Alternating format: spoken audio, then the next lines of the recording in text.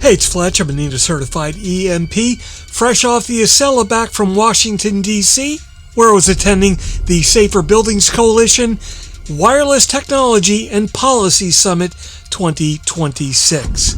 Coming up next on TiPS, Today in Public Safety. Welcome to TiPS, Today in Public Safety, your go-to podcast for today's breaking stories and public safety news. Here's your host, Fletch, with today's TiPS. There are conferences that you attend because they're on the calendar. There are conferences you attend because your boss told you to go. And then there are conferences that quietly become one of those places where real conversations happen.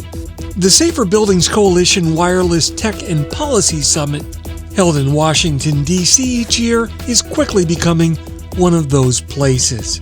The venue's getting bigger and better every year, and I don't say that lightly. This year, the 2026 SBC Summit brought together wireless leaders, public safety professionals, policy folks, school safety advocates, 911 leaders, technology vendors, and the folks who live in that strange but important space between regulation, infrastructure, and operational reality. In other words, it's exactly the kind of room where public safety needs to be. Because the conversation's no longer about whether a radio works inside a building. It's not about whether a person can call 911 from inside that building, whether they can be located, whether responders can communicate, whether school safety systems can actually reach the people who need to act, whether the building itself supports the emergency response or it quietly gets in the way.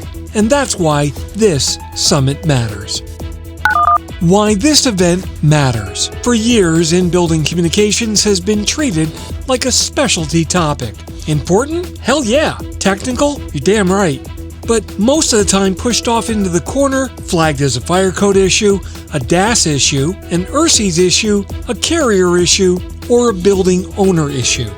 You see, the problem is that emergencies don't really care what department owns the problem. When something bad happens inside a school, a hospital, a hotel, an office tower, or an apartment building, as well as an arena, a government facility, or anything else, the public expects three things immediately. They expect to be able to call for help, they expect 911 to know where the hell they are, and they expect responders to be able to communicate effectively when they arrive. Now, that sounds simple, but it's not. You see, inside buildings, wireless signals get blocked, reflected, absorbed, distorted, overloaded, or simply disappear. Cellular service may be weak. Satellite GPS may be non-existent. And even public safety radio coverage may be inconsistent at best. All of that makes indoor location vague. You may not have building maps that are integrated. And most of the time, emergency systems get installed as separate islands that don't talk to each other. And that's the public safety problem that SBC keeps dragging into the daylight. Most of the time, kicking and screaming. And quite frankly, they're pretty right to be doing it, because the building is part of the emergency communications infrastructure. Now, I know we don't always think of it that way, but we need to.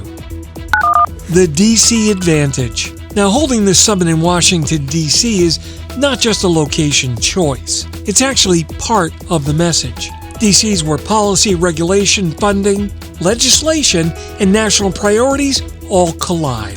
So when SBC brings this conversation into that market, it's got to change to the energy in the room. You're not just talking about code compliance. You're talking about national communications policy. You're not just talking about antennas and amplifiers. You're talking about school safety, wireless coverage, NG911, public safety broadband, indoor mapping, and the future of emergency response.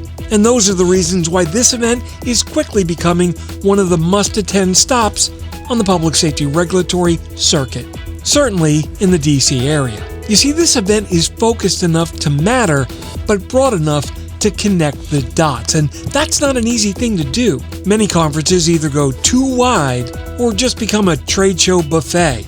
Or they go so narrow that only 6 people in the room know what the hell all the acronyms mean. The Safer Buildings Coalition Expo seems to be finding that cherished middle ground. Technical enough for the experts, policy-focused enough for the regulators, and operationally enough for public safety, and practical enough for people who actually have to make all these systems work. The people in the room. One of the strengths of this year's summit is the range of voices. Not just the vendors, not just the policy folks, not just the association leaders, but the real operational voices. People who've lived the consequences when communications work and when they don't. And that includes federal policy voices like David Firth, Deputy Bureau Chief of the FCC's Public Safety and Homeland Security Bureau, whose presence is always appreciated because it brings the conversation back to where technology, regulation, and operational reality meet. And around some passionate public safety audience attendees, he's also lovingly referred to as Mr. FCC. And well, if you know, you know. It also includes folks like Heather McGaffin, who leads 911 and 311 for the nation's capital. Heather brings the view from inside the PSAP operation, where technology decisions all become human workload very quickly. From places like the Washington Mall, full of tourists, to the important residences like 1600 Pennsylvania Avenue. Yeah, Heather's handled 911 calls from both.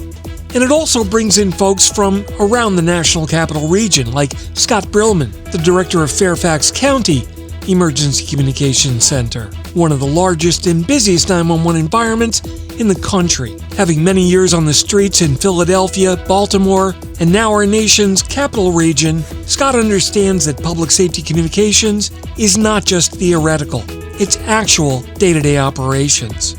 And it's political, it's technical, and is unforgiving when the pieces don't come together more than you can ever think about. But that mix matters, because all too often technology conversations about public safety happen around public safety, but not with public safety. And this summit did a better job than most at putting the operational voices on the stage.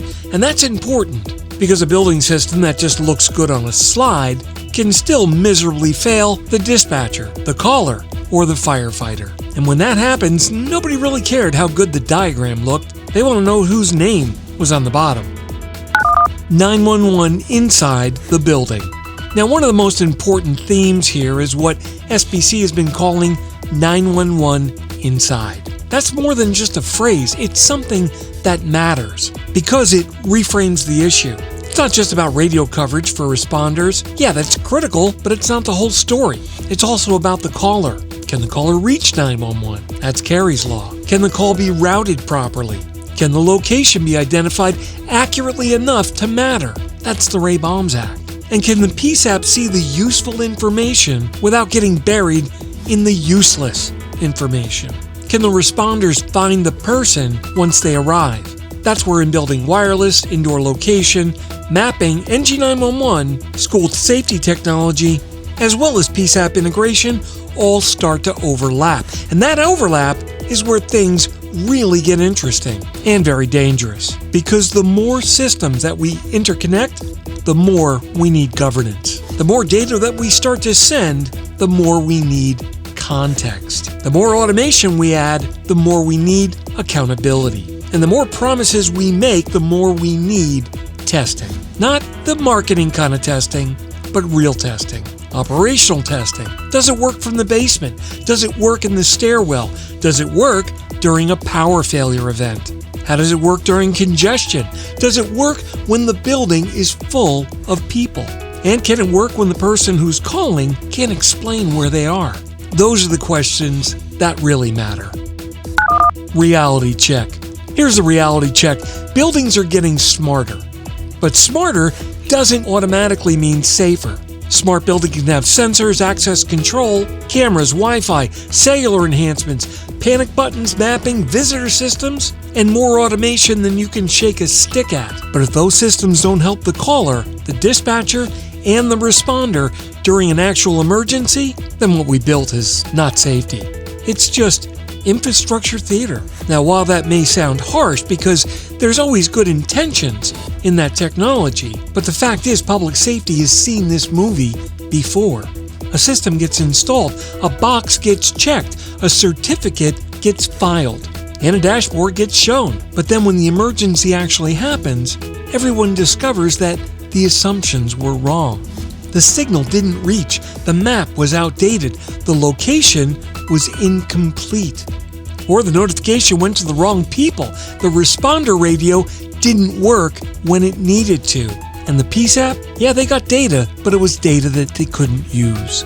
And that's why SBC's work is important. They're forcing the conversation beyond products and into outcomes. Not, hey, did we install something? But turning it into, can help be reached, located, and dispatched, as well as supported inside this building. That's the standard.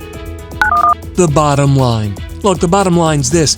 The Safer Buildings Coalition Summit is becoming more than an in-building wireless event. It's becoming a public safety policy event. It's a regulatory event. This year it was a school safety event and a 911 event. It was also a responder communications event. And maybe most importantly, it was a place where all of those conversations are finally happening in the same room. And that is precisely where this industry needs to go. Because the emergency doesn't stop at the front door.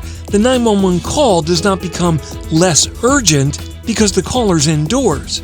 The firefighter's radio doesn't become optional because the building is complicated or reasonably feasible, one of my favorite terms. And the dispatcher shouldn't have to guess where someone is because our systems failed to plan for the place where most people spend most of their lives, inside of buildings. Yeah, the building, it's part of the emergency communications system. The sooner that we accept that fact, the better we'll design, regulate, fund, test, and operate the systems that protect the public. So yes, SBC 2026 in our nation's capital was worth paying attention to.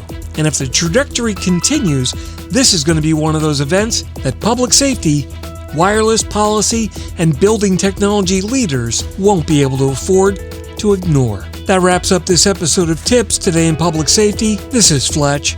I apologize we're a day late on this episode, but we had some technical difficulties while on the road. Remember, you can find more at 911tips.com, and my blogs are on Fletch TV.